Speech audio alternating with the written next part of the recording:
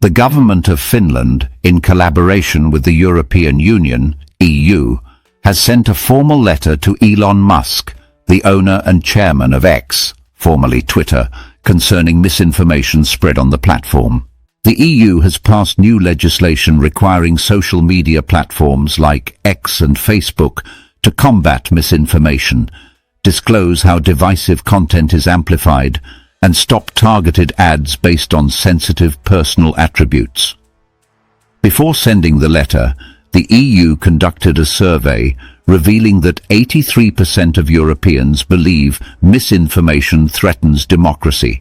63% of younger Europeans encounter fake news frequently, and 51% feel they have been exposed to false information online. The EU has singled out Elon Musk as one of the largest enablers of misinformation due to content allowed on X, with artificial intelligence on the platform allegedly amplifying false narratives. The Finnish government has advanced into the second phase of its investigation into a Biafran activist, Simon Ekpa, who has been accused by the Nigerian government of inciting violence in southeastern Nigeria through broadcasts made on X. Finland has requested Elon Musk and X to provide user activity data linked to Simon Ekpa to support their criminal investigation.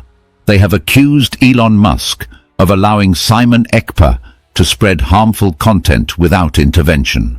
Meanwhile, the coalition of northern groups, CNG, has condemned calls for the unconditional release of Nnamdi Kanu, a detained Biafran political figure, labeling those advocating for his freedom as terrorists, sparking controversy due to their silence on similar cases involving other groups in Nigeria, like the Fulani bandits and Boko Haram. I remember the day I first read about the unusual correspondence that had stirred so many conversations around the world. It was a cool morning in Helsinki, and I was sitting with a warm cup of coffee when my phone buzzed with a breaking news alert. The alert told me that the government of Finland, working in close collaboration with the European Union, had sent an official letter to the renowned business magnate and social media entrepreneur Elon Musk, who is best known as the owner and chairman of the company formerly known as Twitter, now rebranded as X. I was immediately intrigued, not only because of the sheer audacity of a small Nordic nation reaching out to one of the world's most prominent technology leaders, but also because the subject matter was something that affected all of us: the battle against misinformation on the internet. I had always been a keen observer of how news and information travel in this digital age, and the idea that false information could be spreading unchecked on a platform used by millions struck a personal chord with me. I recalled countless evenings spent scrolling through news feeds, sometimes stumbling upon stories that were as bizarre as they were unbelievable. That morning, however, the news had a sense of urgency and purpose. The Finnish government, along with its European Union partners, was not merely commenting on the issue. They were taking definitive action. The letter they sent to Elon Musk was a formal request, a call for accountability in a world where misinformation could undermine democracies and destabilize communities. I couldn't help but think about all the conversations I'd had with friends and family over the years, debates about what to believe, and the overwhelming challenge of distinguishing truth from falsehood in our modern information ecosystem. The European Union, acting as a regional guardian of democratic values and fair practices, had recently enacted new legislation aimed at curbing the spread of false information. This new law was designed to compel social media platforms, such as X and Facebook, to take proactive measures in combating misinformation. The regulation required these companies to reveal how their algorithms might be amplifying divisive content and to put an end to targeted advertisements that exploit sensitive personal attributes, whether those attributes were related to a person's ethnicity, religion, or any other deeply personal characteristic. I found it both impressive and daunting that a supranational organization like the European Union was stepping in so decisively to address the issue. It seemed to me that the legislative effort was not just about regulating technology companies, it was about safeguarding the very foundations of democratic discourse, ensuring that citizens were not misled by manipulative practices. Before this momentous letter was sent out, the European Union had undertaken a comprehensive survey to gauge the opinions and experiences of its citizens regarding misinformation. The results of that survey were eye-opening. I recall reading that an overwhelming 83% of Europeans believed that misinformation posed a serious threat to democracy. In addition, 63% of younger Europeans reported encountering fake news frequently, almost as if they were constantly wading through a sea of misleading headlines and distorted facts. Moreover, half of the respondents, precisely 51%, felt that they had been exposed to false information online on a regular basis. These statistics painted a stark picture. In an age where digital communication is so central to everyday life, the integrity of information had become a pressing concern for a vast majority of people. It was clear that the European Union felt compelled to act, and the decision to hold social media platforms accountable was a natural response to the growing fears among the populace.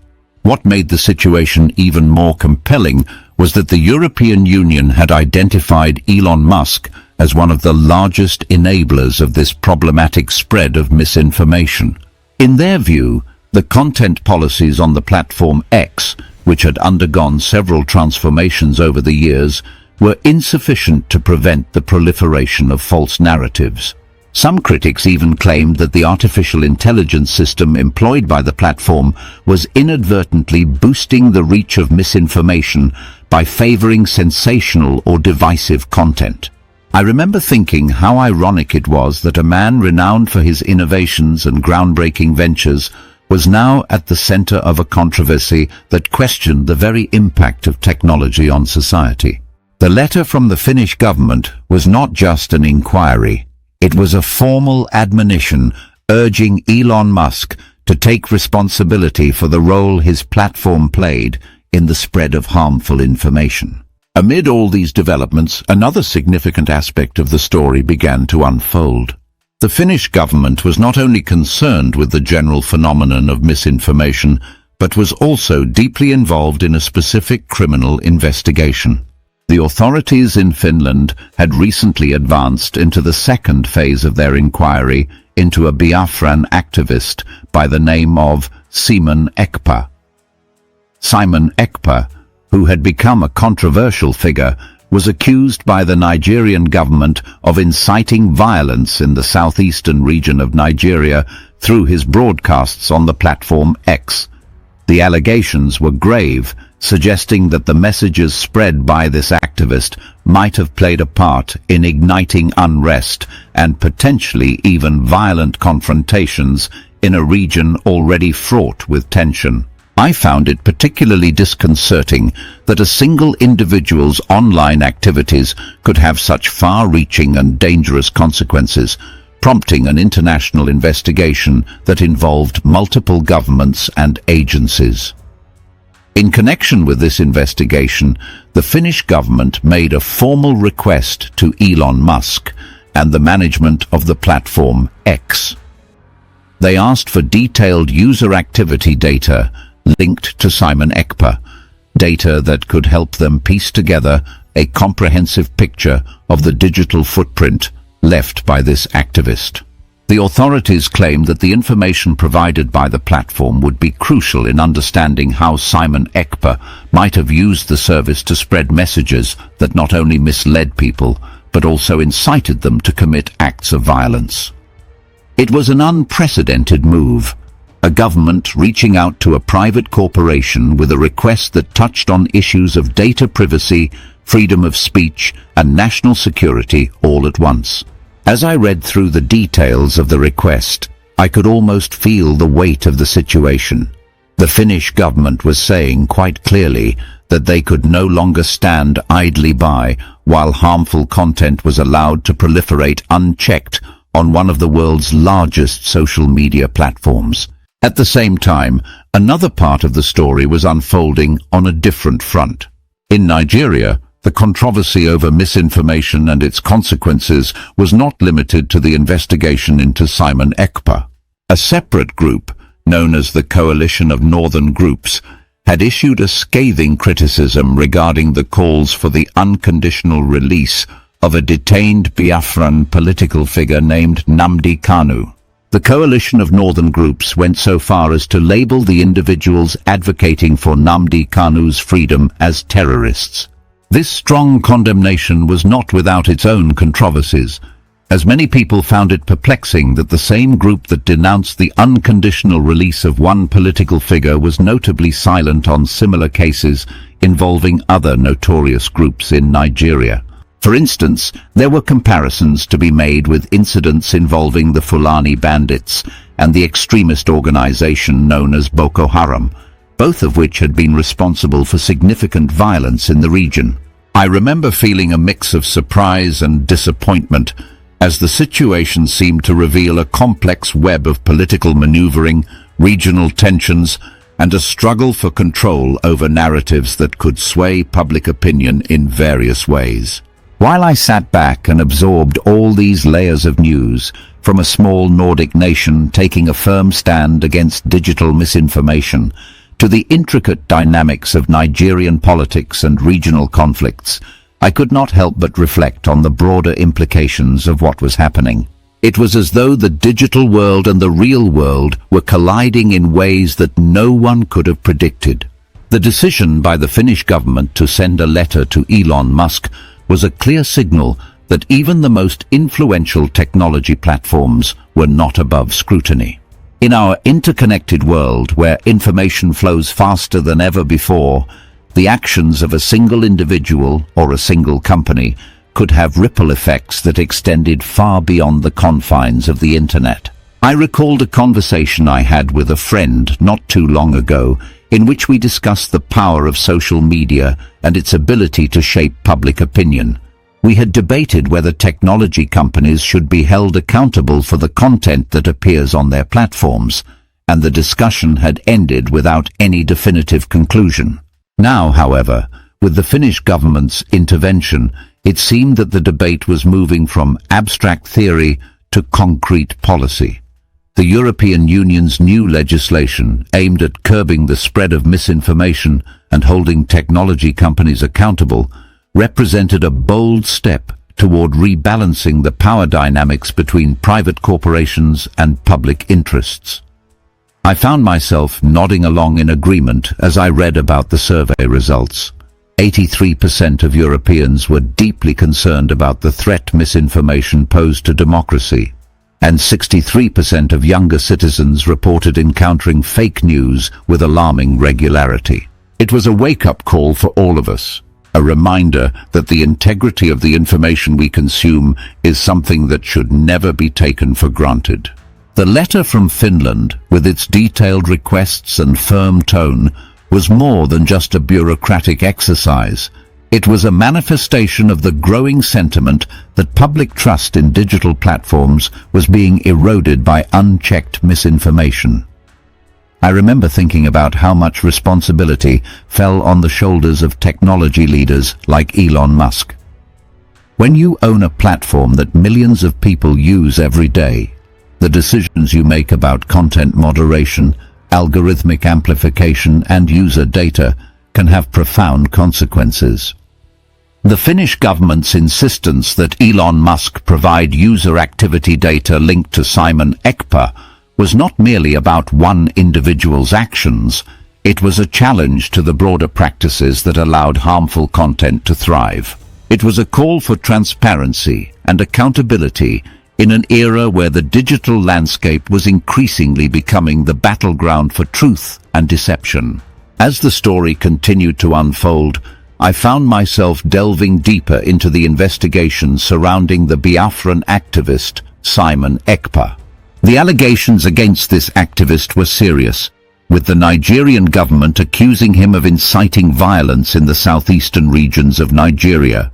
Reports suggested that Simon Ekpa had used his broadcasts on the platform X to stir up emotions, encouraging people to act in ways that were both dangerous and destabilizing. The Finnish authorities, in their pursuit of justice and order, saw the need to obtain detailed data from the platform to trace the origins and spread of these incendiary messages. I could almost imagine the intensity of the discussions taking place behind closed doors in the Finnish government offices as they weighed the evidence, determined the scope of the investigation, and reached out to one of the world's most high-profile technology leaders for assistance.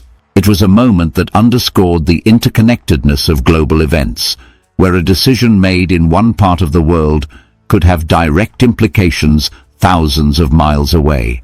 There was also an element of frustration and urgency in the way the Finnish authorities addressed the matter. They had accused Elon Musk of knowingly allowing Simon Ekpa to use the platform to disseminate harmful content that had the potential to escalate violence in an already volatile region. It was a bold claim, one that suggested that the responsibility for public safety extended into the digital realm. I remember feeling a sense of indignation on behalf of those who believed that technology should be harnessed to promote understanding and unity rather than division and discord. The request for user activity data was not just about tracking down a single actor. It was about understanding the mechanics of how misinformation spread, about learning from the digital footprint that had been left behind. In that moment, the issue transcended the boundaries of national politics and became a matter of international concern, a call for all stakeholders to work together in safeguarding the truth. In the midst of these developments, I also learned about the reaction from another corner of the political spectrum in Nigeria. The Coalition of Northern Groups, an organization that represents various interests in the northern regions of Nigeria, had issued a stern condemnation regarding the calls for the unconditional release of the detained Biafran political figure Nnamdi Kanu. This group did not mince words, going so far as to label those who were advocating for Nnamdi Kanu's freedom as terrorists. Such a strong denunciation naturally sparked controversy and debate. I found myself wondering about the motivations behind these statements and how they fit into the larger puzzle of regional politics. The Coalition of Northern Groups' stance was particularly striking because, while they vehemently opposed the unconditional release of one political figure, they seemed notably silent when it came to similar calls concerning other groups that had been involved in acts of violence, such as the Fulani bandits and the extremist organization known as Boko Haram. This apparent double standard only added to the complexity of the situation, leaving many to question whether the issue was purely about national security or if it was also being influenced by deeper political currents. I spent some time reflecting on how these different threads of the story, ranging from the Finnish government's bold move to hold a global technology leader accountable to the simmering political tensions in Nigeria, were all interconnected. This is the end of our news update. Please click the icon on the top right corner of your screen to watch my next video. You will enjoy it. I will see you again in my next update. Enjoy the rest of your day. Goodbye for now.